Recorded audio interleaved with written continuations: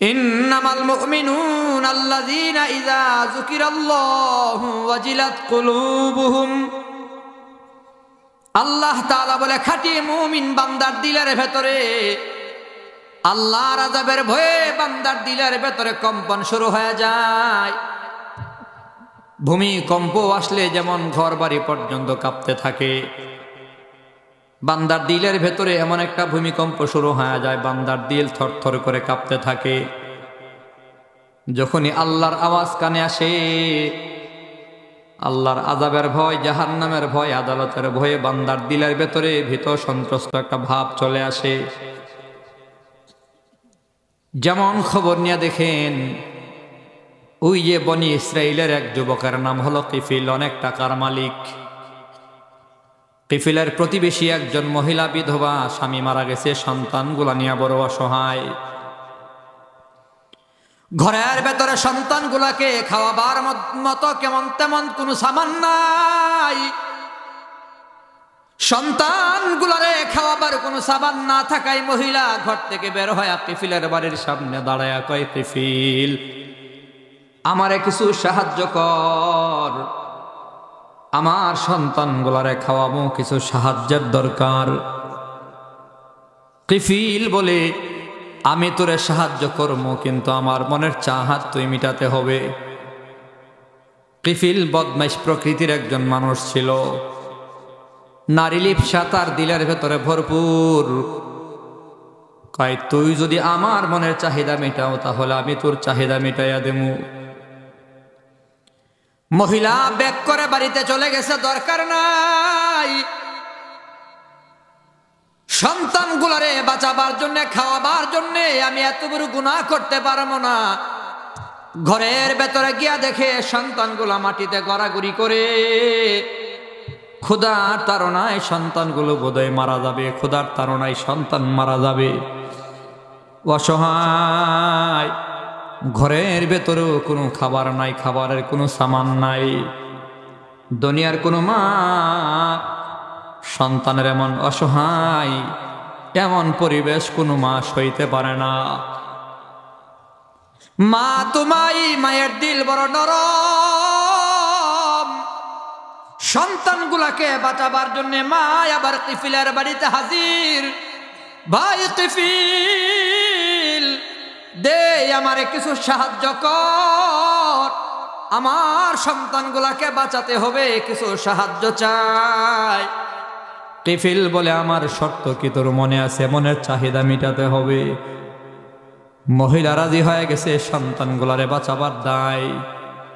নে নে, তোর মনের শখ আল্লাহ পুরা কইরা নে, আমার সন্তানগুলারে বাঁচাবার জন্য কিছু সাহায্য আমারে দে। প্রস্তুত হয়ে গেছে কিফিল, তার মনের চাহাত মিটাবে, মহিলার দিকে হাত বাড়ায়। এমন সময় তাকায় দেখে মহিলার শরীরটার ভেতরে থরথর করে কম্পন, চোখের কুটায় পানি, গাল বেয়ে পানি ছেড়ে কান্দে, পশমের গোড়ায় গোড়ায় ঘামের পানি বের হয়। কিফিল জিজ্ঞাসা করে, বোন, কি ব্যাপার? তুই কাঁপাকাঁপি করিস কেন, কান্না করিস কেন, তোর পশমের গোড়ায় পানি কেন? মহিলা জবাব দেয়, কিফিল, এত বড় পাপ, এত বড় গুনাহ করার জন্য রাজি হয়ে গেলাম, কিন্তু আমার দিলের ভেতরে আল্লাহর আদালতের ভয়, আল্লাহর আযাবের ভয়, জাহান্নামের আগুনের ভয়। এত বড় গুনাহ করার পরে আমি জাহান্নামের আগুনে জ্বলতে হবে, সইব কেমন করে? জাহান্নামের আগুনের ভয়ে আমার দিলের ভেতরে কম্পন, পশমের গোড়ায় পানি, চোখের পানি সেরে সেরে কান্দি, আল্লাহর আযাবের ভয়, জাহান্নামের আগুনের ভয়, আল্লাহর আদালতের ভয়, আযাবের ভয়। কথাগুলো শোনার পরে কিফিলের দিলের ভেতরেও আল্লাহর ভয় শুরু হয়ে গেল। কিফিল মহিলাকে 500 দিরহাম দিয়া কই, বোন যা যা, অন্যায় করা লাগবে না। তোর দিলের ভেতরে আল্লাহর ভয় দেখা আমার দিলের ভেতরে জাহান্নামের ভয় ঢুইকা গেছে। বিদায় কইরা দিয়া কিফিল সাজদায় পইরা দরজা লাগায় আল্লাহর দরবারে কান্দে আর বলে, আল্লাহ, আমার মতো গুনাহগার জগতের ভেতরে আর কেউ নাই। কাইফিল সাজদায় পর আল্লাহর ডাকে বলে, আল্লাহ এত অন্যায় করেছি, জাহান্নামের আগুন ছাড়া উপায় নাই, ও মালিক তুমি আমারে মাফ করিয়া দাও। সাজদায় পড়ে কান্দে আল্লাহর কাছে মাপ চাই। মাপ চাওয়ার ভেতর দিয়াই মালাকুল মউত ফেরেশতা ঈসা সাজদার ভেতরে কাইফিলের রূহ নিয়ে চলে গেছে। কাইফিল মারা গেছে। কাইফিল মারা যাওয়ার পর এলাকায় খবর হয়ে গেছে বদমাশ কাইফিলের নাকি মরণ হয়ে গেল। দলে দলে লোকজন এসে তার ঘরের সামনে দাঁড়াইছে। কাইফিলের মরণটা কেমন হলো এক নজর দেখা দরকার। ঘরের সামনে দাঁড়ায়া দেখে আরবিতে লেখা, ওইটা গেছে চৌকাটে, কাঠের চৌকাট। কাদ গাফারাল্লাহু লাহুল কাইফিল, আল্লাহ কাইফিলের সব গুনাহ মাফ করে দিছে। নামের আগুন মাবুদ সইতে পারবো না,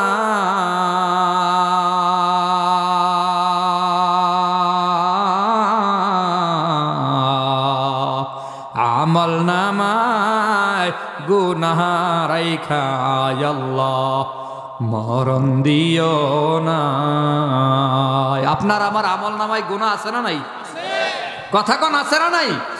গুনাহ মাপ নেওয়ার দরকার আছে না নাই? মাপ চাইবো মরার পরে নয় আগে।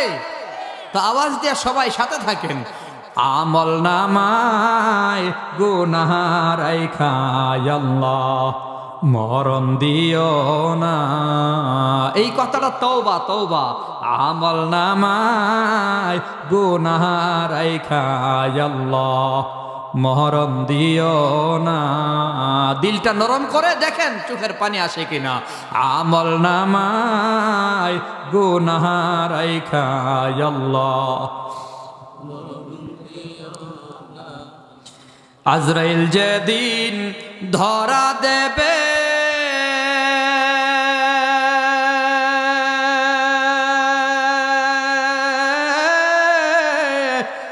কোন অযর না চলিবে, আজরাইল যেদিন ধরা দেবে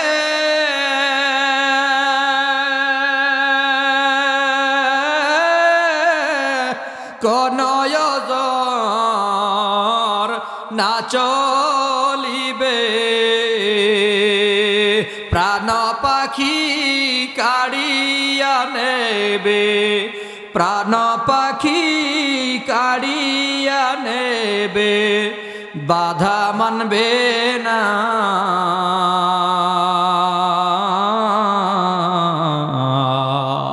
আমল নামায় গুনাহ রাইখা আল্লাহ মরণ দিও না।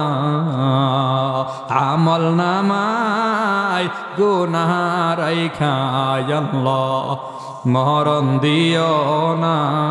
সবাই কন, আমল নামায় গুনাহ রাইখা আল্লাহ। মুনকার নাকির ফেরেশতা এসে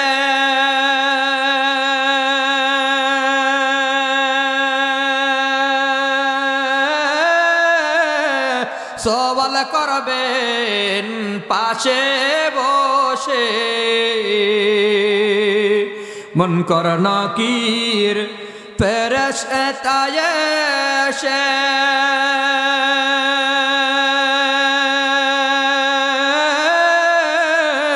সওয়াল করবেন পাশে বসে। সঠিক জবাব না পারিলে, সঠিক জবাব না পারিলে উপায় হবে না।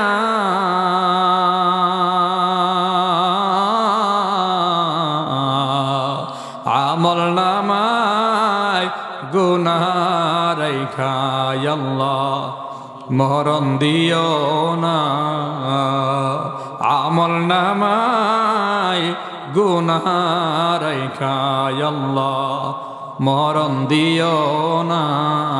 সবাই বলি আমিন। আল্লাহ তাআলার কাছে ক্ষমা চাইলে আল্লাহ মাফ করিয়া দেয়। আল্লাহ কই মুমিন তুমি খাঁটি মুমিন হও। খাঁটি মুমিন বান্দার জন্য আল্লাহর 2 নম্বর পুরস্কার হলো আল্লাহ সব গুনাহ মাফ করে দেয়। খাঁটি মুমিন বান্দার 1 নম্বর গুণ, আল্লাহর জিকির যখন কানে আসে তো বান্দার দিলের ভেতরে ভীত সন্ত্রস্ত একটা ভাব চলে আসে, থরথর করে কলজার ভেতরে কম্পন শুরু হয়ে যায়। ওয়া ইযা তুলিয়াত আলাইহিম আয়াতুহু যাদাতুহুম ঈমানা। আল্লাহ তাআলা বলে খাঁটি মুমিন বান্দার 2 নম্বর গুণ হলো কোরআন তালাওয়াতে তার ঈমান বৃদ্ধি পায়। কোরআন তালাওয়াতে ঈমান বৃদ্ধি পায় মানে মুফাসসিরিনে কেরাম বলে কোরআন তালাওয়াতে সে মজা পায়।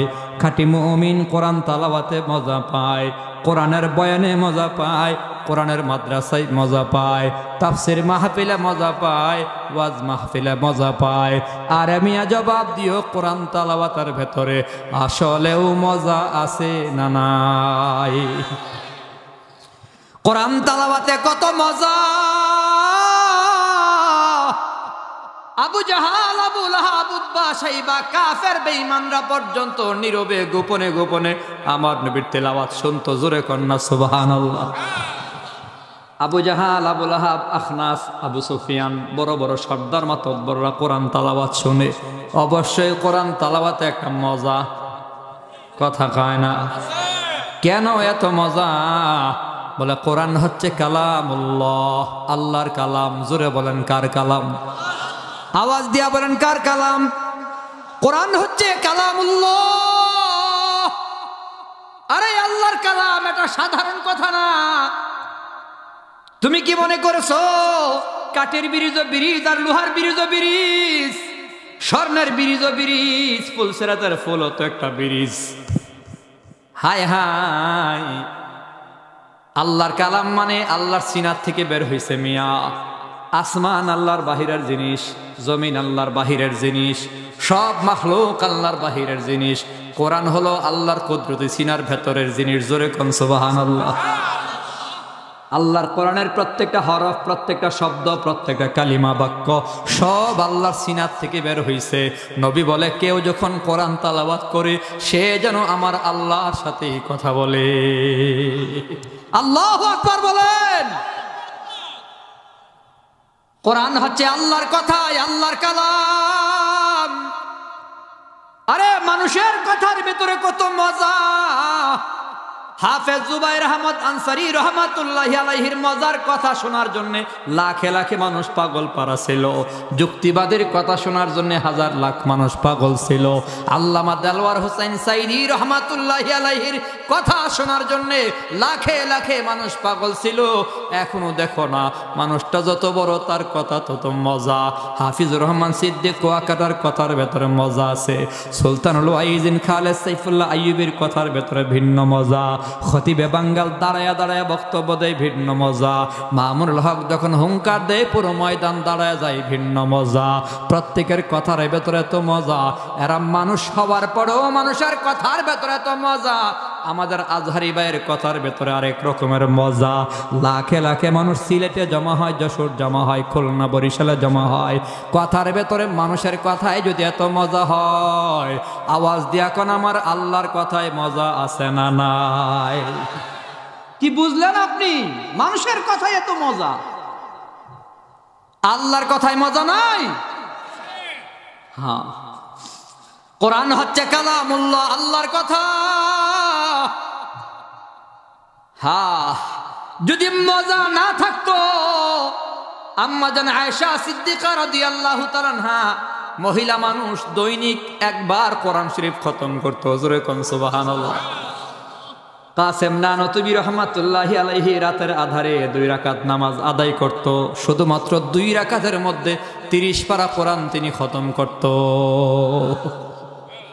ইমামে আবু হানিফা, ইমামুনা সাইয়্যিদুনা ইমাম আবু হানিফা রহমাতুল্লাহি আলাইহি রমজান মাসে একদিনে 30 পারা কোরআন 2 বার খতম করত। মজা আছে, মজা আছে। কোরআনের ভেতরে তো মজা আল্লাহ ঢুকাই দিছে মিয়া। যুবক হয়তো বলবে হুজুর মজা পায় না। আমি বলি ফুটবল খেলায় মজা পাও? বলে হ্যাঁ। তাহলে লিখে রাখো, প্রথম দিন খেলার ভেতরে মজা নাই, বরং সাজা। প্রথম দিন ফুটবল খেলার পরে রাতের বেলা কোমরে ব্যথা, মাজায় ব্যথা, ঘুমানো যায় না। কথা কোন ঠিক কিনা? না পা ট্যাবলেট খাইয়া ঘুমান লাগে। মা গো বাবা গো কি ব্যথা রে, দাঁড়ানো যায় না, বোন যায় না, বাথরুমও গিয়া বোন যায় না। বিকেলে খেললে আইছে। প্রথম দিনের খেলার ভেতরে সাজা, খেলতে খেলতে মজা। ঠিক নি? খেলার ভেতরে খেলতে খেলতে মজা পাওয়া যায়, তো আল্লাহর কোরআনে মজা পাবে না কেন মিয়া? আল্লাহর কোরআন তেলাওয়াতে এত মজা, কোরআনের ভেতরে এত মজা। ইমাম সাহেব যখন এশার নামাজে সূরা কিরাত তেলাওয়াত করে, সূরা ফাতিহা তেলাওয়াত করে ধীরে ধীরে, রমজান মাসে তারাবি নামাজ হয়, খতমে তারাবি হয়, কোন মসজিদে আছে না নাই? ফরজ নামাজে ইমাম সাহেব দাঁড়ায়া পড়তেছে আস্তে আস্তে করে, ভাঙ্গা ভাঙ্গা 7 আয়াত 7 শ্বাসে ভাঙ্গা ভাঙ্গা পড়ে। আলহামদুলিল্লাহি রাব্বিল আলামিন আর রহমানির রহিম মালিক ইয়াউমিদ্দিন ইয়্যাকা না'বুদু ওয়া ইয়্যাকা নাস্তাঈন ইহদিনাস সিরাতাল মুস্তাকিম সিরাতাল্লাযীনা আন'আমতা আলাইহিম গায়রিল মাগদুবি আলাইহিম ওয়ালাদ-দাল্লিন।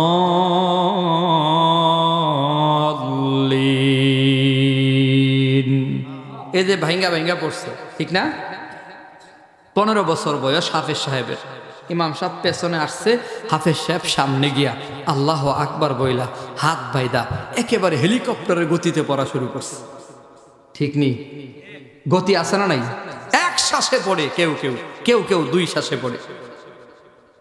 আলহামদুলিল্লাহি রাব্বিল আলামিন আর রহমানির রহিম মালিক ইয়াউমিদ্দিন ইয়্যাকা না'বুদু ওয়া ইয়্যাকা নাস্তাঈন ইহদিনাস সিরাতাল মুস্তাকিম সিরাতাল্লাযীনা আন'আমতা আলাইহিম গায়রিল মাগদুবি আলাইহিম ওয়ালাদ-দাল্লিন। সালাম ফিরাইয়া জিজ্ঞাসে, চাচারা তেলাওয়াতের গতি ঠিক আছে নি? কই পারলে গতি আরো বাড়া, মাজায় বড় ব্যথা। গতি বাড়লেও মজা কমে না। কথা কোন ঠিক কিনা? আবার কারি সাহেব যখন কোরআন তেলাওয়াতে কানে ধরে টান মারে, আরেক রকম মজা আছে না নাই? কথা কন না? হ্যাঁ। وقال الذين كفروا لا تسمعوا لهذا القرآن وقال الذين كفروا لا تسمعوا لهذا القرآن।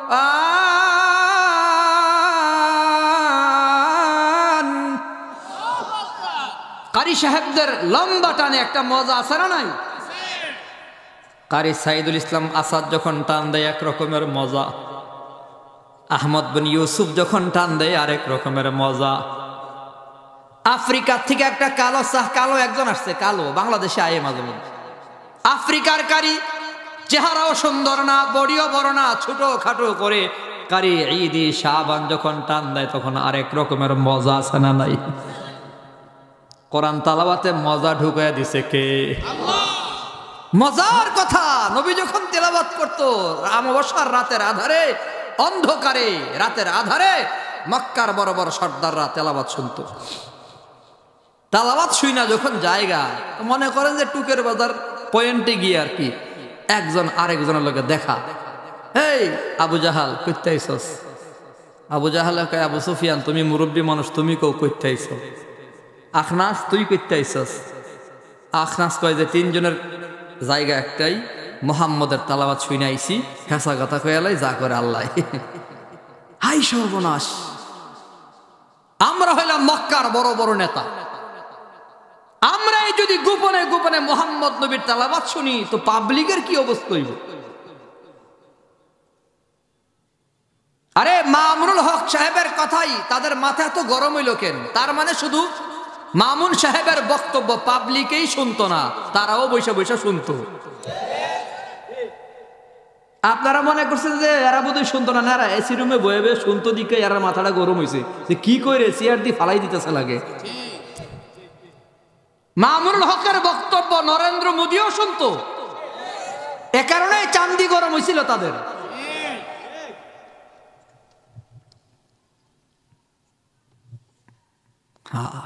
আজহারি দেশে থাকতে পারবে না কেন?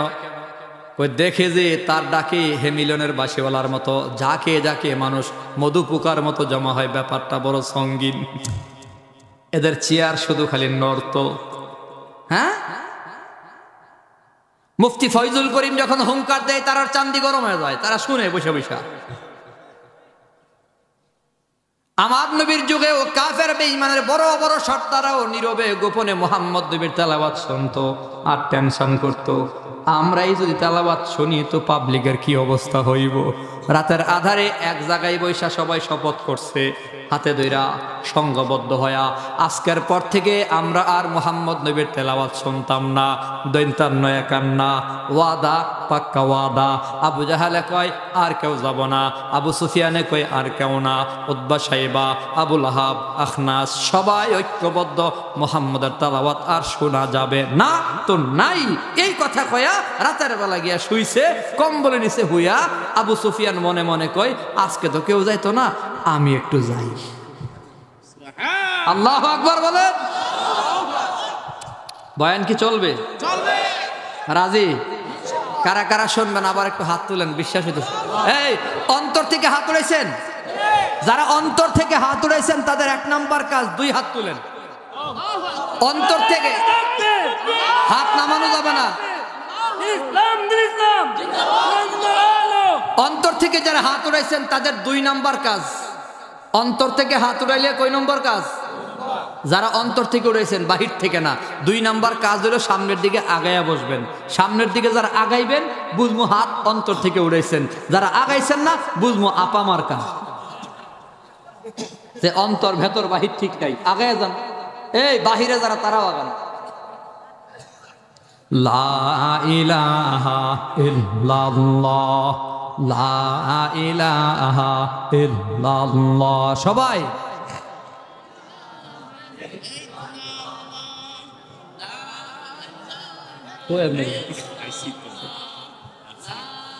পাগলা। লা ইলাহা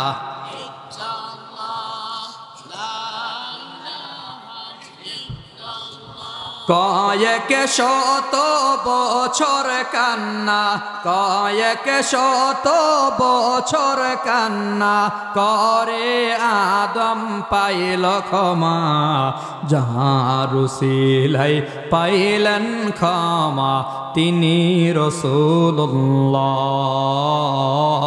তিনি হাবিবুল্লাহ, তিনি রাসূলুল্লাহ,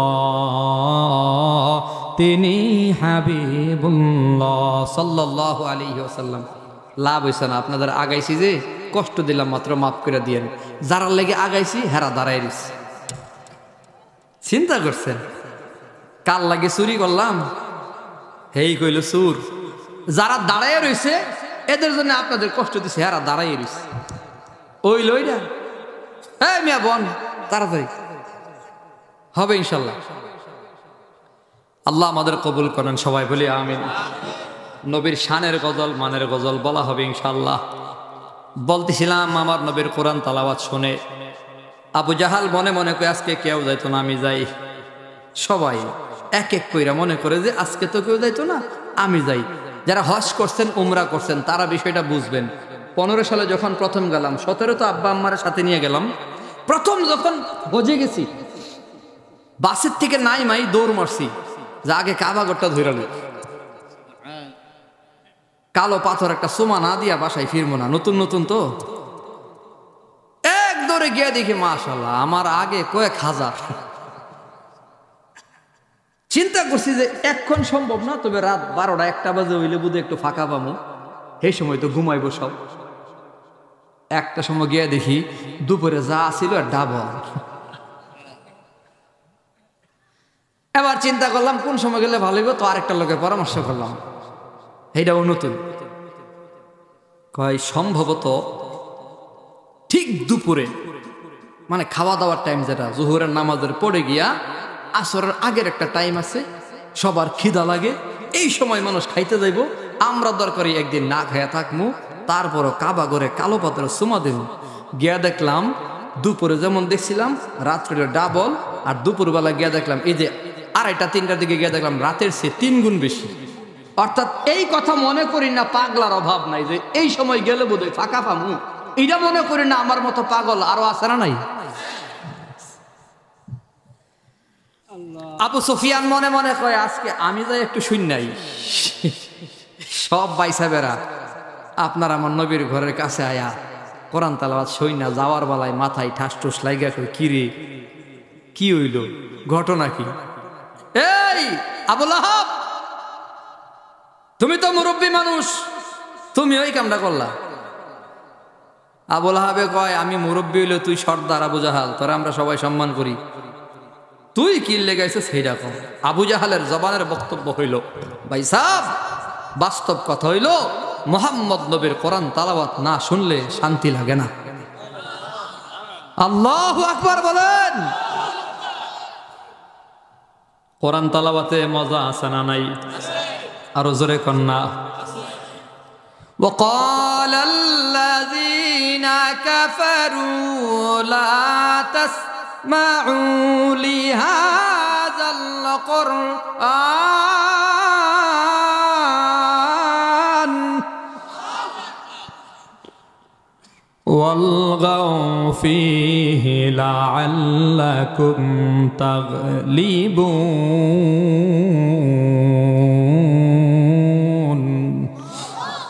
মাপ চাই, আমি কারি সাব না, যার দরুন পারি না, মাঝে মধ্যে মোবাইলে কোরআন তালাওয়াত শুই নেন, মজা আছে না নাই? وَإِذَا تُلِيَتْ عَلَيْهِمْ آيَاتُهُ زَادَتْهُمْ ঈমানা। কোরআন তালাওয়াতে কত মজা রে মিয়া। আমার নবীর কোরআন তালাওয়াত যখন কাফের বেঈমানরা শোনে, কালিমা পড়ে দলে দলে মুসলমান হয়।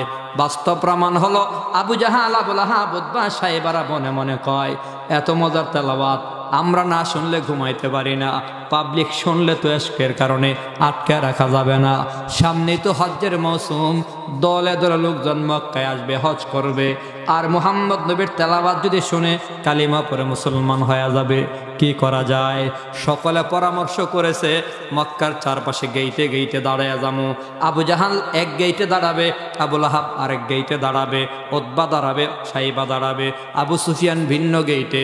এভাবে বড় বড় সর্দারা ভাগযোগ হয়া প্রত্যেকটা পকেট গেইটে দাঁড়ায় গেল।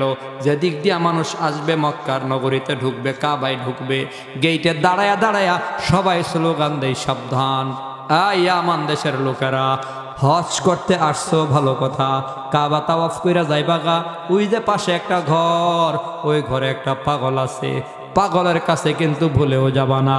আবু লাহাব কয় এই সিরিয়ার লোকেরা, হজ করতে আসছো ভালো কথা, হজ করবা, তাওয়াফ করবা, পাশের ঘরে একটা পাগল আছে, ওই পাগলের কাছে কিন্তু বলেও যাবা না।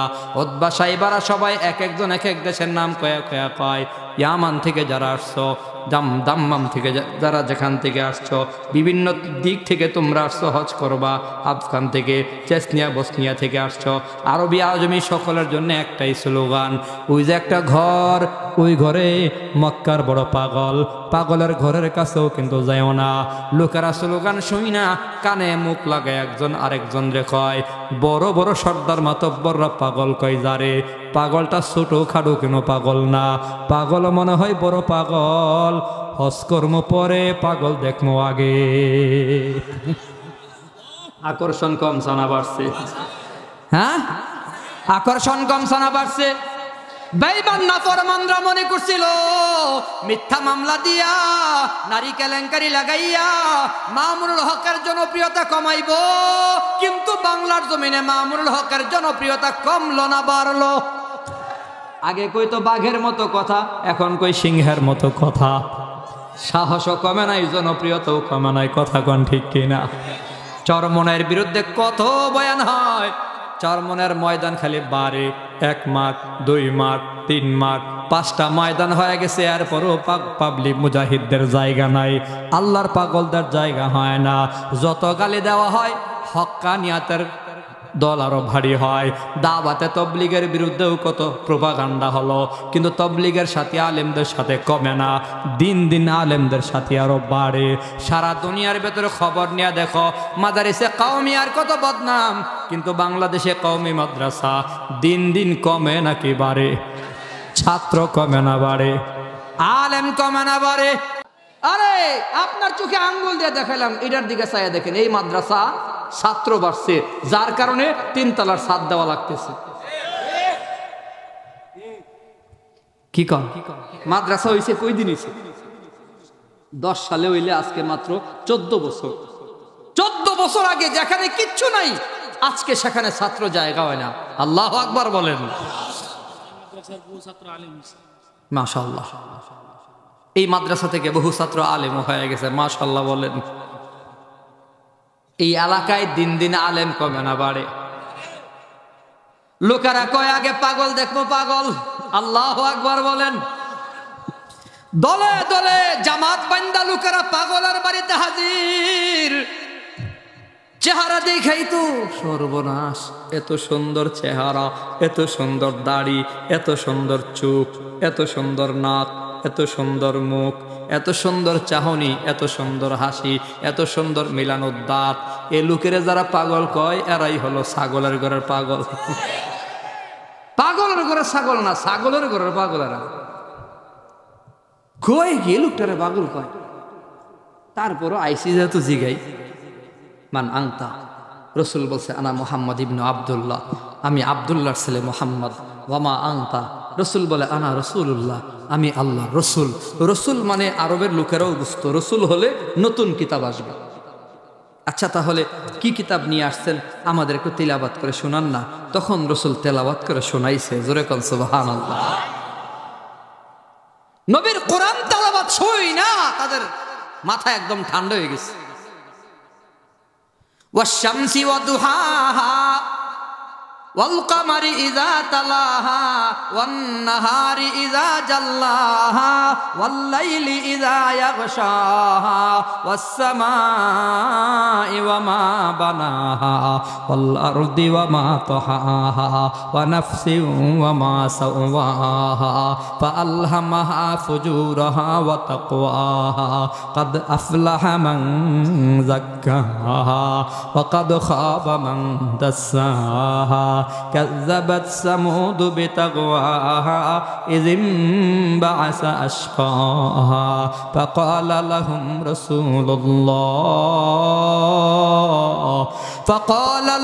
رسول الله ناقة الله وسقياها فكذبوه فعقروها فدمدم عليهم ربهم بذنبهم فسواها ولا يخاف عقباها।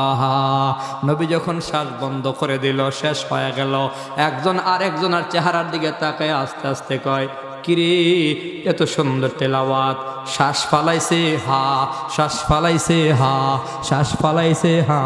ওয়াশ-শামসি ওয়া-দুহাহা ওয়াল-কামারি ইযা তালাহা ওয়ান-নাহারি ইযা জাল্লাহা। এত সুন্দর করে মিলায়া মিলায়া যে তেলাওয়াত করে, সে পাগল না, সে সত্য নবী, কোনো সন্দেহ নাই। আমরা সবাই কালিমা পড়ে মুসলমান হয়ে গেলাম। আল্লাহর কোরআন তেলাওয়াতে মজা। আল্লাহ বলে ওয়াইযা তুলিয়াত আলাইহিম আয়াতুহু যাদাতুহুম ঈমানা। খাঁটি মুমিন আল্লাহর কোরআন তেলাওয়াতে মজা পায়। ওয়া আলা রাব্বিহিম ইয়াতাওয়াক্কালুন। আল্লাহ বলে খাঁটি মুমিন বান্দা বান্দির 3 নাম্বার গুণ হবে, সর্ব বিষয়ে সর্ব অবস্থায় ভরসা করবে একমাত্র কার উপর? আল্লাহ। আরো জোরে কোন আল্লাহ। আর আওয়াজ দিয়া বলেন কার উপর? জবাব দেন, শান্তির মালিক কে? সম্মানের মালিক কে? সন্তান দেওয়ার মালিক কে? সুস্থ করবে কে? ক্ষমতার চেয়ারে বসে রাখবেন কে? আমাদের শ্রদ্ধেয় আপা মনে করেছিল ক্ষমতার চেয়ারে বসে রাখবে আমার বন্ধু নরেন্দ্র মোদী। এজন্যে মোদির সাথে প্রেম লাগাইছে, আর আলেম ওলামাদেরকে দুশ্মন বানাইছে, আলেমদের দুশ্মন বানাইছে। এত ক্ষমতা থাকার পরও এত বড় গজব। বুঝলেন, সব তার পক্ষে, army, BDR, RAB, police, BSF, একেবারে বিদেশেরটা সহ, হেপারের যে বাহিনী এরা সহ তার পক্ষে। এত কিছু পক্ষে থাকার বড়ও পাক্কা টার্গেট ছিল 2041 পর্যন্ত ক্ষমতায় থাকবো, ক্ষমতা ছাড়বো না, দৈন্তান নয়াকার না। 41 সাল সেনা প্রধানকে আল্লাহ ঘোরাইয়া দিল, পাবলিক নামাইয়া দিল, ছাত্র নামাইয়া দিল। সেনা প্রধান যারা নিজে হাতে বানাইছে এইবারের মুখ দিয়ে আল্লাহ বাড়ি করে দিছে, কোনো হুজুরের মুখ দিয়েও বাড়ি করছে না। তোমার লোকেই তোমার সামনে দাঁড়াইয়া কইছে, আপা মাফ করবেন, মাপ চাই, বাঁচতে চাইলে সময় মাত্র 40 মিনিট। কয় মিনিট? কয় মিনিট? 41 মিনিটও সময় নাই।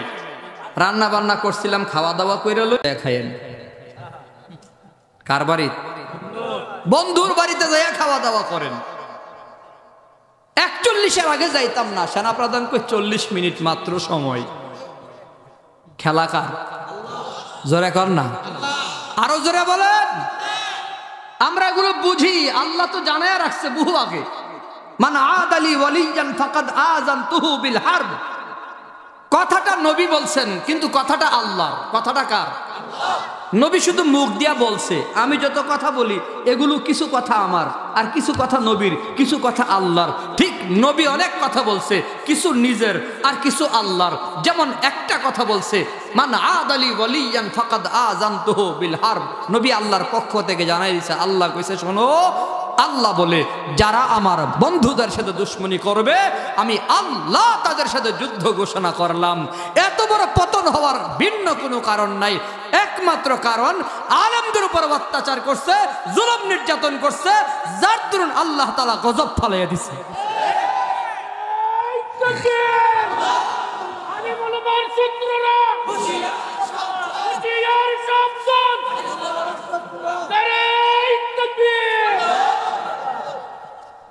আলেমদের কি দোষ ছিল? শুধু বলছে মূর্তিটা বসায়েন না, ঠিক নেই। মুদি কইছে মূর্তি থাকবো, দরকারে আলেমরা বন্দি করেন। আলেমদের কথায় হিট লাগছে গায়ে, মূর্তি সরাইতো না। প্রয়োজনে আলেমদের রিমান্ডে ফালাইয়া রাখবো, আলেমদের জেলখানায় বন্দি করে রাখবে, সংসার পঙ্গু করে দেবে। আল্লাহর খেলা শুরু হয়ে গেছে। মূর্তি ফালাইতা না, ঠিক আছে, আমি এমন এক জাতি দাঁড় করাই দেবো, হেরা শুধু মূর্তি ফালাইতো না, মূর্তির মাথায় বয়ে মুদবো। ছাত্ররা যদি ভাঙতো, মুত লইলে না, ঠিক না? মাদ্রাসার ছাত্র যদি মূর্তি সরাইতো, বা আদব সরাই দিল, কারণ ছাত্ররা তো উশৃঙ্খল না, মাদ্রাসার ছাত্র তো একটু বা আদব।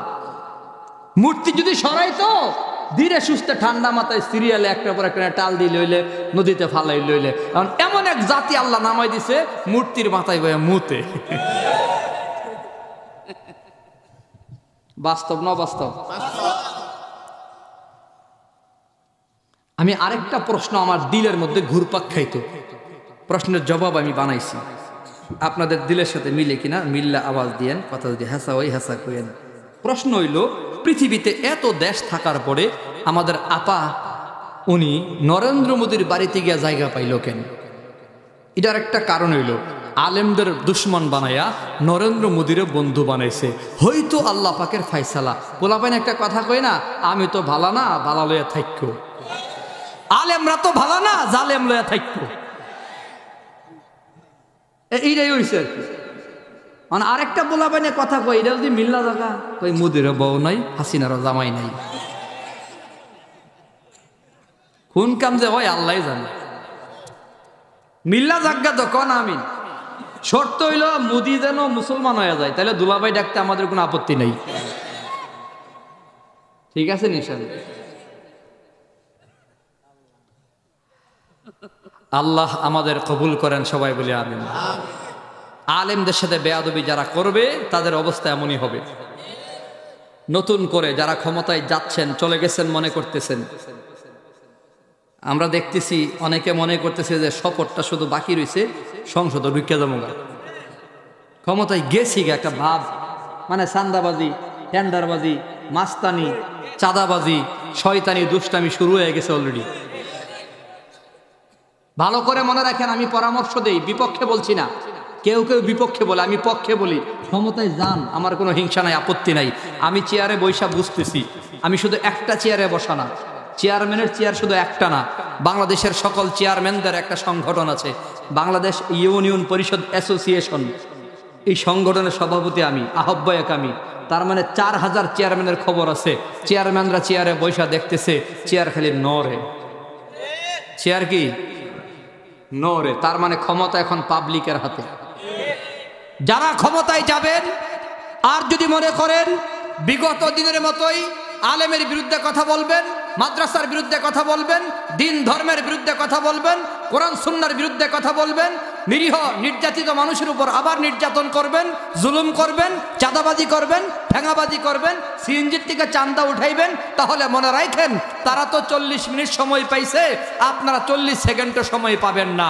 তারা তো কিছু কাপড় চোপড় শুটকুট গায়ে দিয়া ভাগছে, আপনি জাইঙ্গা পরেও ভাগবার সময় পাবেন না। লেখা রাখেন, কারণ পাবলিক এখন বুঝা গেছে গা ক্ষমতা থেকে কেমনে নামাইতে হয়। যারা ক্ষমতা বুঝে না, রাজনীতি বুঝে না, চেয়ার স্বপ্ন দেখে না, এরা এইটা বুঝে কেমনে যে জুতা দিয়া বাইরে নামাইতে, ওইটা বুঝা লাইছে সবাই। অতএব যাওয়া সহজ, থাকা বড় কঠিন। চেয়ারে যে আসি বুঝি, চেয়ারে থাকা যে কত কঠিন। আমি মনে করতাম চেয়ারম্যান হওয়া কঠিন, আমি দেখতেছি চেয়ারম্যান থাকা কঠিন। 32,000 মানুষ একটা এলাকায়, সরকারে কার্ড দিছে 723টা, গরিব দেখা 723 জনের চাল ডাল দিয়েন, মানুষ হলো 32,000। গরিব তো একেবারে জাইরা বাইরাও যদি জিব্রাইল ফেরেশতারা লাগায় যদি হিসাব করা হয়, তাইলে তো মিনিমাম 1000 গরিব বাইরে হইব নাকি? 5000 গরিবের মধ্যে 700 কার্ড যদি পাই, আরো 4300 কি কইব? চেয়ারম্যান যে সুর আমরা জানতাম, অ্যাডভান্স কইব। শুধু মোল্লা দিক্কা বাজ্জা রইছে, মৌলবী মানুষ তো এইটা অন্তত জানে যে চুরি করতো না। আবার আল্লাহ রহমতের দাদা বাবার সম্পত্তি ভালো ছিল, অর্থনৈতিকভাবে আগের থেকেই খুব ভালো একটা অবস্থান ছিল, এই গাড়িটারি নিয়ে আগের থেকেই ঘুরতাম, বাড়ি আগের থেকেই ছিল, সম্পদ ছিল, এজন্য কেউ চুর মনে করে না, চুরি করলেও মনে করতো না। এটা সুবিধা হয়েছে আবার। কিন্তু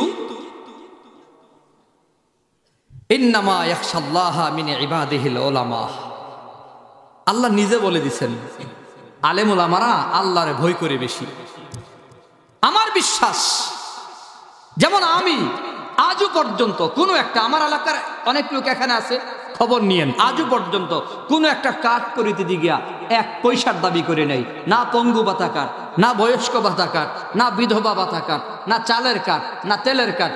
এই যে চেয়ারম্যান হিসেবে বলছি, আরো মেম্বার আছে 12 জন, সবার দায়িত্ব আমি নিতে পারবো না, ওদের দায়িত্ব ওরা নেবে।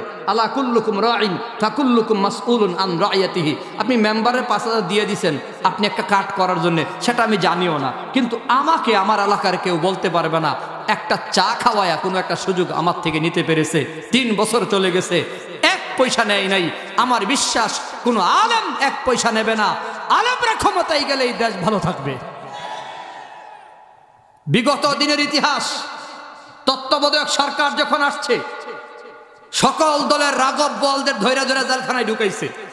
তখনকার সময়েও বাংলাদেশের 2-4 জন আলেম এমপি ছিল, অন্যতম 2 জন হলো মুফতি আমিনী রহমাতুল্লাহি আলাই এবং আল্লামা দেলোয়ার হোসেন সাইদি রহমাতুল্লাহি আলাই। এই 2 জনের বিরুদ্ধে 1 টাকার দুর্নীতির প্রমাণ তখন কেউ দিতে পারে নাই। 1 টাকা দুর্নীতি করছে কেউ বলতে পারে না। তার মানে আলেমরা দুর্নীতি করে না, করবে না ইনশাআল্লাহ। আসুন একটা কথা বলেই ফেলি, সবুজ বাংলাদেশ আমরা দেখছি, সোনার বাংলাদেশ আমরা দেখছি, ডিজিটাল বাংলাদেশও দেখা হয়ে গেছে, স্মার্ট বাংলাদেশ দেখার পথে আমরা মাত্র পা বাড়াইছিলাম। সব বাংলা দেখা শেষ। আগামীর বাংলাদেশ হোক ইসলামের বাংলাদেশ। রাজি আছি ইনশাআল্লাহ? সবাই রাজি? জানে মালে ইসলামের পক্ষে কাজ করতে রাজি আছি কারা কারা? আল্লাহর হাত দেখান। আল্লাহ কবুল করেন, সবাই বলে আমিন।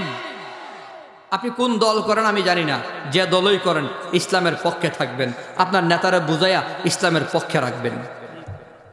ইসলামের বিরুদ্ধে যে কোনো নেতা যাবে তার বিরুদ্ধে আমরা দাঁড়িয়ে যাব। মাদ্রাসার বিরুদ্ধে যে কথা কইব তারই সাইজ করইব, ঠিক আছে ইনশাল্লাহ? বেজার হচ্ছেন নাকি আবার? ভয় পাননি? কিসের ভয়? ভরসা কার উপরে? ওয়া আলা রাব্বিহিম ইয়াতাওয়াক্কালুন।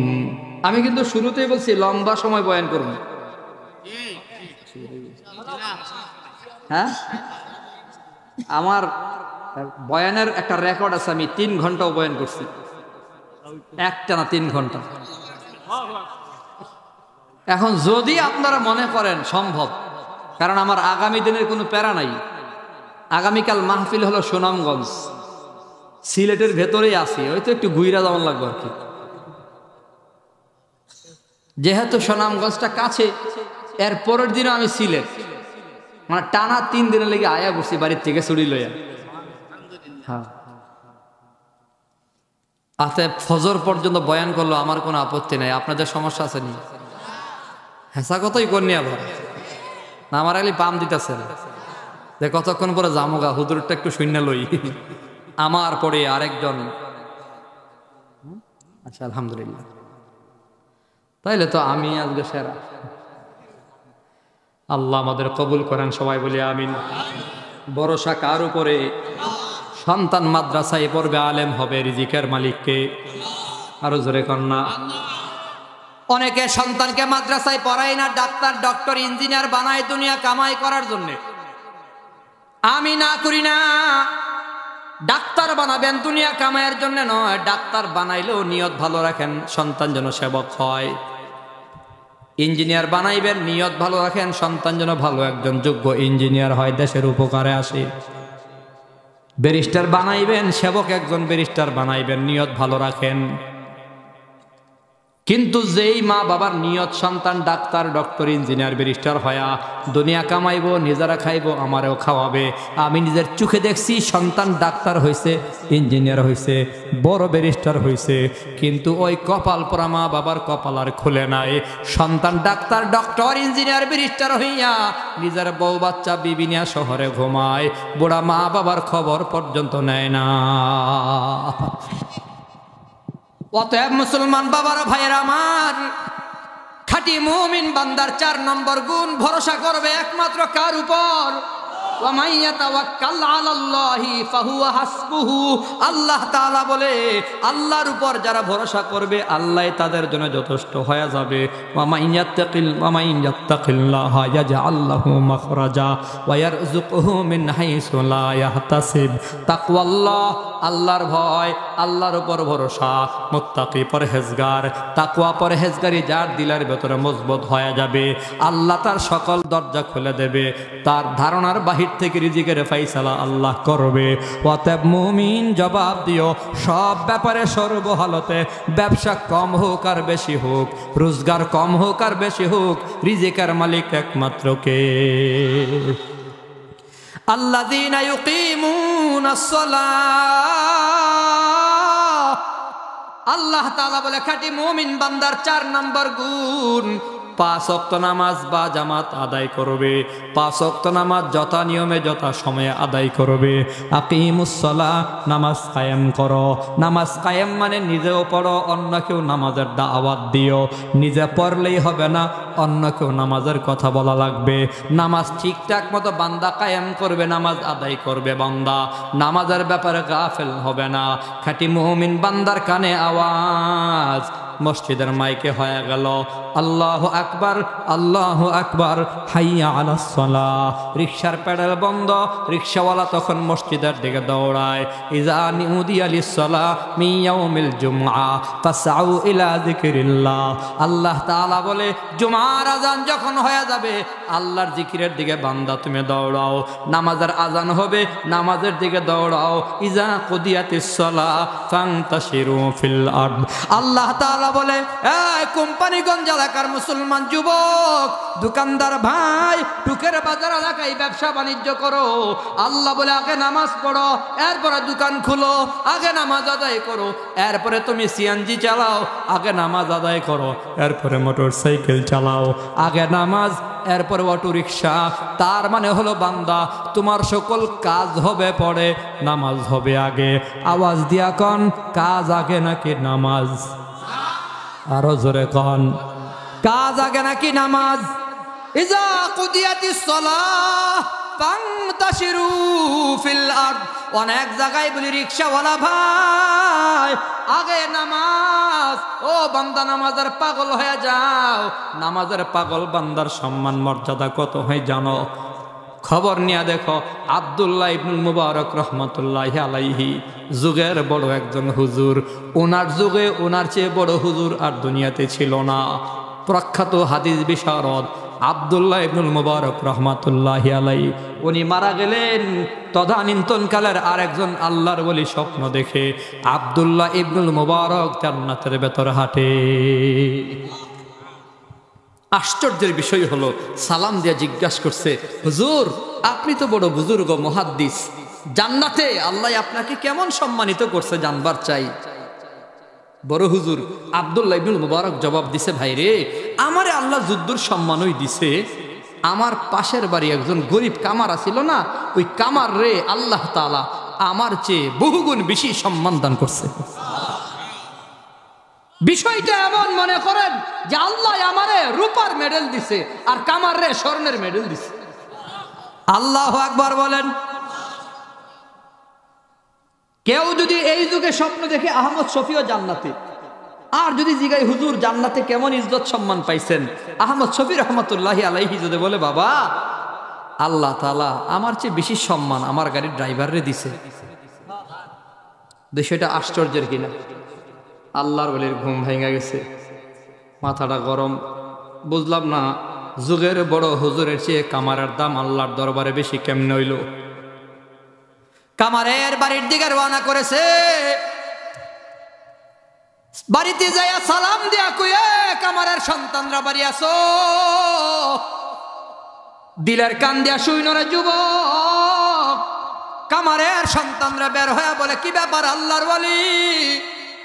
ও সন্তানেরা জানবার চায়, তোমাদের বাবা কামার ছিল, হাতুড়ি দিয়া পিটায়া পিটা লোহা দিয়া যন্ত্রপাতি বানায়া বাজারে বিক্রি করত।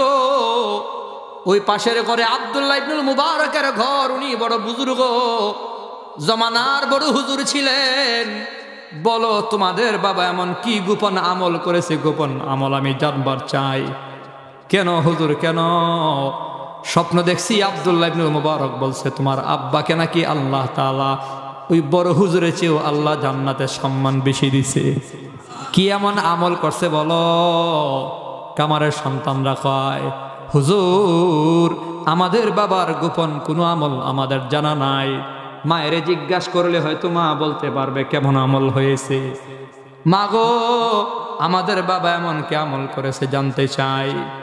মা তখন বলে, আল্লাহর ওলি, আমার স্বামী বড় গরিব। ওরে গরিব রিক্সাওয়ালা ভাই, সিএনজিওয়ালা ভাই, ও গরিব দোকানদার ভাই, নৌকার মাঝি ভাই, শুনিয়া দেখো, মহিলা বলে আমার স্বামী বড় গরিব, সারাদিন হাতুড়ি দিয়া লোহা পিটায়া যন্ত্রপাতি বানায়া বাজারে বিক্রি করত। আর আব্দুল্লাহ ইবনুল মুবারক হাদিস পড়াইতো। আমার স্বামী লোহা দিয়া যখন হাতুড়ি যন্ত্রপাতি বানাইতো, হাতুড়ি দিয়া বাইরে বাইরে আমার স্বামী যখন হাতুড়ি উপর উঠাইতো, মাঝে মধ্যে আমি নজর পড়তো, আমি দেখতাম যখনই মসজিদের মিনারায় আজান হয়ে গেছে, আল্লাহু আকবার আওয়াজটা পাওয়ার সাথে সাথে আমার স্বামী হাতুড়ি উপরে থাকলে উপরে ফালাইয়া, পেছনে ফালাইয়া দিত, সামনে থাকলে সামনে ফালাইয়া দিয়া দাঁড়ায়া যাইতো। আর চিৎকার মেরে আমার আল্লাহর ডাক দিয়ে কইতো। আমার স্বামী আমার আল্লাহরে বলতো, আল্লাহ, ও দয়ার আল্লাহ, দুনিয়ার মানুষ আমারে কামার বইলা ডাকে, সারাদিন দেখে আমি লোহা পিটাই যন্ত্রপাতি বানাই, মানুষের নজর আমি কামার, যার কারণে আমার কামার কামার কয়ে ডাকে। আল্লাহ, তুমিও কি আমারে কামার কয়ে ডাক দিবানি গো আল্লাহ? তুমি তো দেখতেছ তোমার ঘরের আজান পাইছি, তোমার কুদরতি কদমে সাজদার জন্য দাঁড়াইয়া গেলাম। আয় আল্লাহ, তুমিও যদি আমারে কামার কয়ে ডাক দাও, আমি কপাল পোড়া। আয় আল্লাহ, কি আমারে কামার কইয়া ডাক দিবা? ও দয়ার আল্লাহ, তুমি আমারে কামার ডাইকো না, আমারে একবার তুমি গোলাম কয়া ডাক দিও। রিক্সাওয়ালা ভাই কি বুঝাইল রে মুসলমান বাবা, রিক্সার সাথে সারাদিন তুমি থাকো, আমি তোমার রিক্সাওয়ালা কয়া ডাক দেয়। যদি আল্লাহর কুদরতি কদমে সাজদা ঠিক রাখো, আল্লাহ তোমারে নামাজি কয়া ডাক দিব, আল্লাহ তোমার গোলাম কয়া ডাক দিব। সারা দুনিয়ার মানুষ সিএনজিওয়ালা কয়া ডাকে, বাদামওয়ালা কয়া ডাকে, মাছওয়ালা সবজিওয়ালা কয়া ডাকে, দুঃখ নাই। আমার আল্লাহ যদি তোমারে গোলাম কয়া ডাক দেয়, কপাল তোমার খুইলা যাবে। আল্লাহ বলে ফাদখুলি ফি ইবাদি ওয়াদখুলি জান্নাতি, আমি আল্লাহর গোলাম যে হয়ে যাবে, কপাল খুইলা গেছে, আমার গোলাম বান্দা জান্নাতের মেহমান হয়ে গেছে। আমার স্বামী আল্লাহর ডাইকা ডাইকা বলতো, আল্লাহ তুমি আমার গোলাম কয়া ডাক দিও। আরেকটা গোপন আমল, রাতের আধারে আমার স্বামী সারা রাত হাতুড়ি দিয়া লোহা পিটাইয়া যন্ত্রপাতি বানাইতো। আর আব্দুল্লাহ ইবনুল মুবারক পাকা ঘর, উনার বাবাও ধনিয়া ছিল, পাকা ঘরের ছাদে দাঁড়ায়া দাঁড়ায়া সালাতুল লাইল আদায় করতো, তাহাজ্জুদের নামাজ পড়তো। কেমন লাইল অভ্যাস ছিল, সারা রাত তাহাজ্জুদের নামাজ পড়তো। ও আল্লাহর ওয়ালি, আমার স্বামী মাঝে মধ্যে হাতুড়ি থামায়া ওই আব্দুল্লাহ ইবনুল মুবারকের নামাজের দিকে চায়া চায়া কান্ত আর আল্লাহরে কইতো, আল্লাহ তুমি আমারে গরিব বানাইছো, আল্লাহ কান্ত আর কইতো, আল্লাহ তুমি আমারে গরিব বানাইছো, গরিবের সংসারের জাতা কোলে পইরা নফল পড়বার সময় পাই না রে মালিক, লোহা দিয়া যন্ত্রপাতি না বানাইলে সংসার চলে না। আব্দুল্লাহ ইবনুল মুবারক ধনী হওয়ার সুবাদে সারা রাত নামাজ পড়ে সমস্যা নাই, আমিও যদি আব্দুল্লাহ ইবনুল মুবারকের মতো সময় পাইতাম, আমিও সারা রাত তাহাজ্জুদ পড়ে কাটাইয়া দিতাম। ওই আল্লাহর ওয়ালির দিলের ভেতরে আব্দুল্লাহ ইবনুল মুবারকের ভবন দেখা কানতেন না, বাড়ি দেখা, সম্পদ দেখা কানতেন না, ইবাদত দেখা দেখা কান্না করতো। আল্লাহর ওয়ালি কান্দে আর কয়, মাগো বুঝবার বাকি নাই, আব্দুল্লাহ ইবনুল মুবারকের ইবাদত দেখা তোমার স্বামীর লোভ করতো। হেরসে ইবাদত তার দিলের ভেতরে ছিল, নামাজের লোভ, ইবাদতের লোভ থাকার কারণে ইবাদত কম করেও বেশি সওয়াব আমল নামায় জমা হয়ে যাইত। অতএব মুসলমান যুবক, খাঁটি মুমিন বান্দার 4 নম্বর গুণ, আল্লাযীনা ইউকিমুনাস সালাহ। খাঁটি মুমিন 5 ওয়াক্ত নামাজ পড়বে, নামাজের ব্যাপারে গাফেল হওয়ার সুযোগ নাই। রিকশাওয়ালা ভাই হয়তো বলবেন, হুজুর গরিব হওয়ার সুবাদে পারি না। না না, নবীর সাহাবীদের খবর নিয়ে দেখো, গরিব ছিল কিন্তু নামাজ থেকে দূরে থাকতো না। আমার নবীর একজন সাহাবী তলহা, তার নাম তলহা রাদিয়াল্লাহু তাআলা আনহু, আনসারী সাহাবী। আপনার আমার নবীর সাহাবী তলহা ফজরের নামাজে সবার পরে আসতো, সবার পরে এসে আল্লাহু আকবার বলে দাঁড়াইতো। আমার নবী যখন সালাম ফিরাইতো, তলহা রাদিয়াল্লাহু তাআলা আনহু ওইটা দৌড় মারতো, বাড়িতে চলে যাইতো।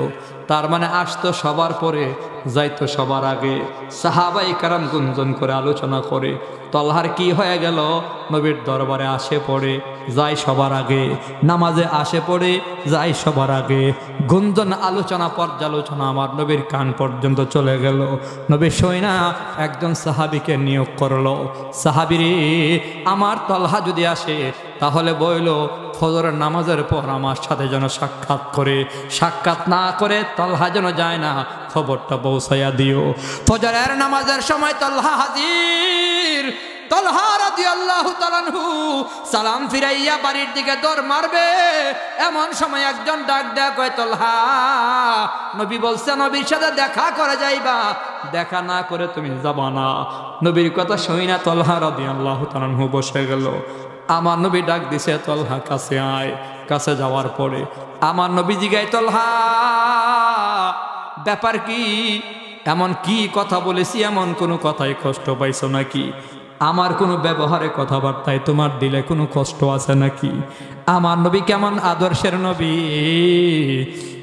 তলহারে জিগাই না তলহা তোর কি হয়েছে, নবী জিগাই আমার কি হয়েছে বলো, আমার কোনো ব্যবহারে কথায় কোনো কষ্ট পাইছো নাকি, আর না হয় আমার দরবারে তুমি বসো না কেন।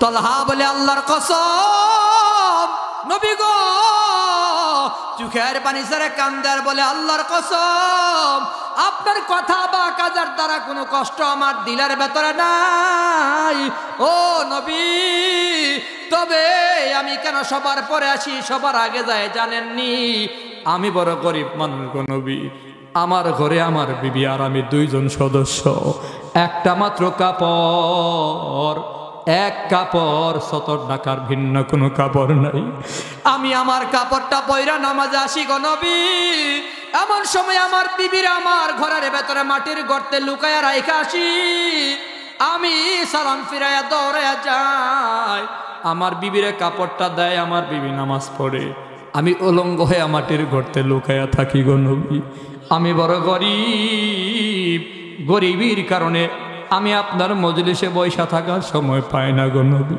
ফজরের নামাজের পরে যদি আমি আপনার দরবারে বৈশা বৈশা হাদিস শুনি গো নবী, আমার বিবির নামাজটা কাজা হয়ে যাবে, আমার বিবির নামাজ যেন কাজা না হয় দৌড়ে আমি আগে আগে চলে যাই।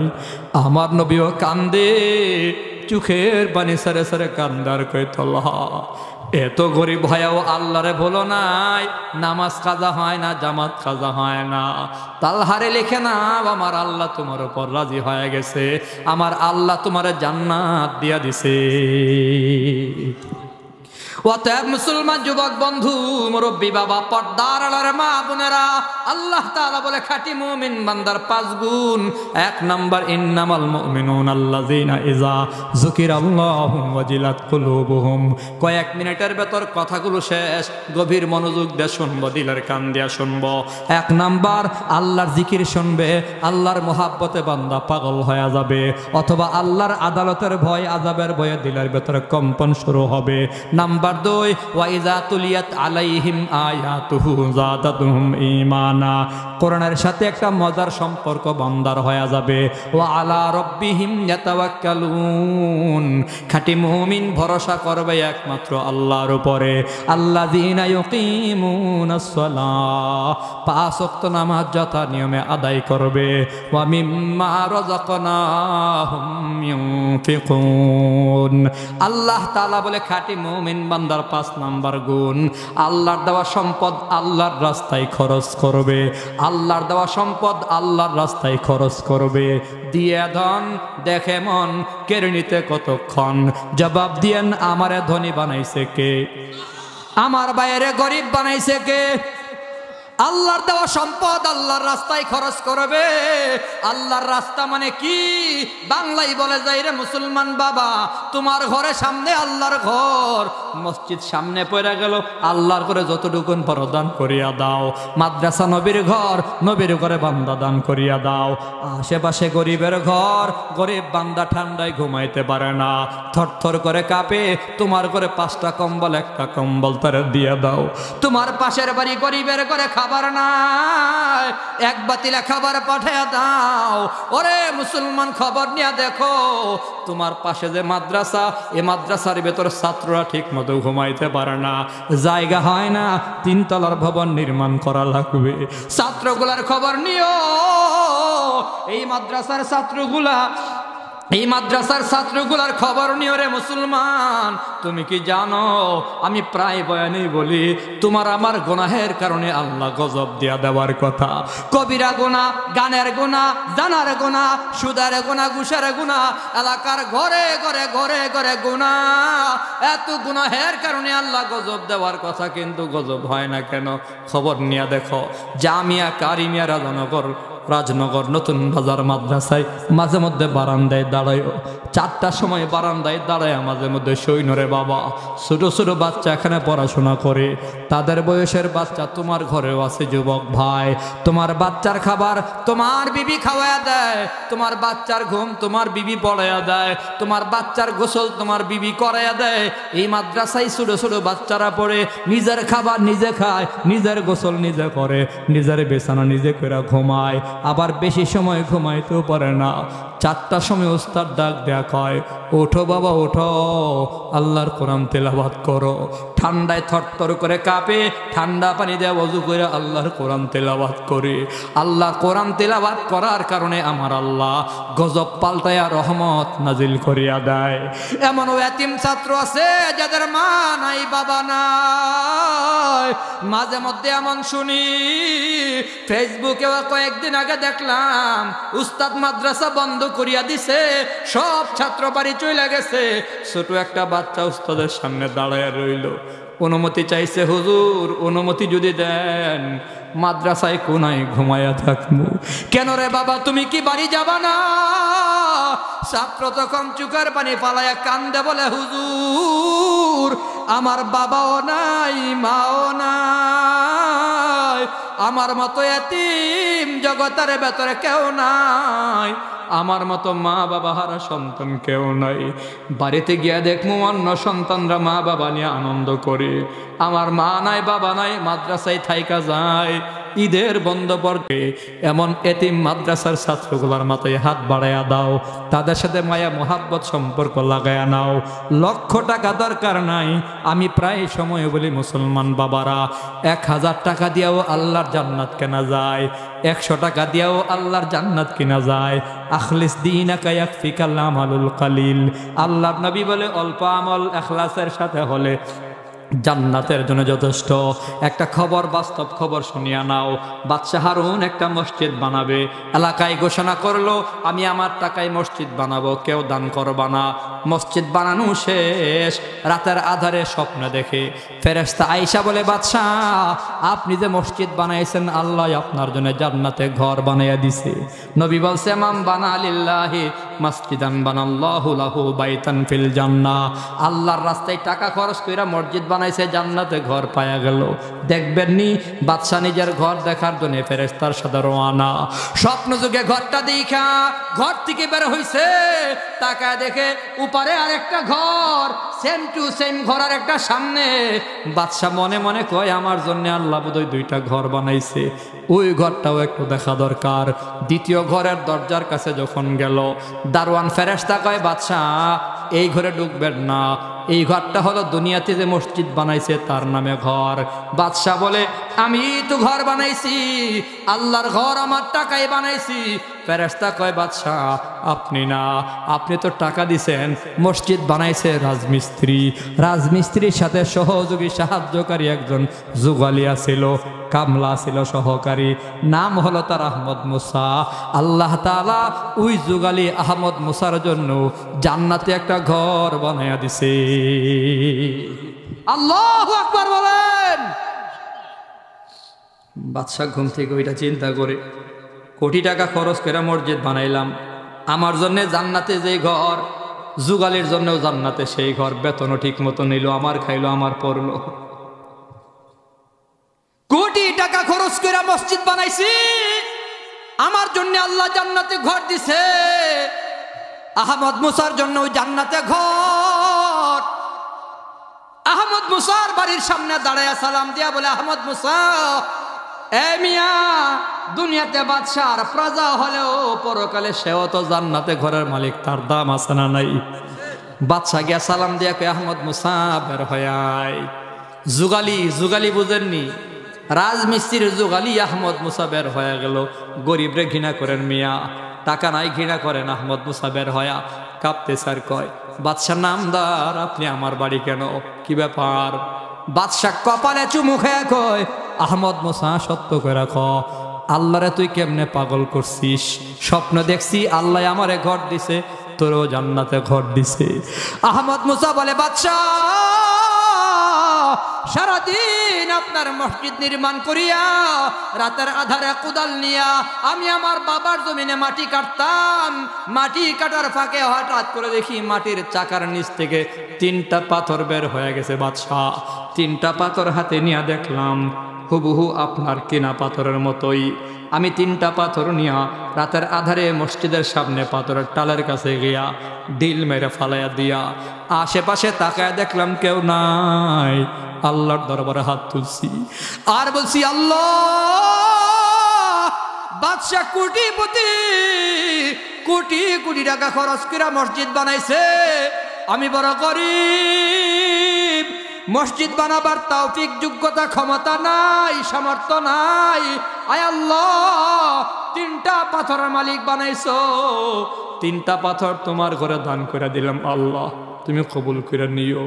বাদশাহ চোখের পানি ছেড়ে কান্দার কয়, আহমদ মুসারে, কোটি টাকা খরচ করে আল্লাহরে যতটুকুন খুশি করছি, তোর নিয়ত সহি থাকার কারণে 3টা পাথর দিয়া আল্লাহর সমান খুশি করে লাইছস।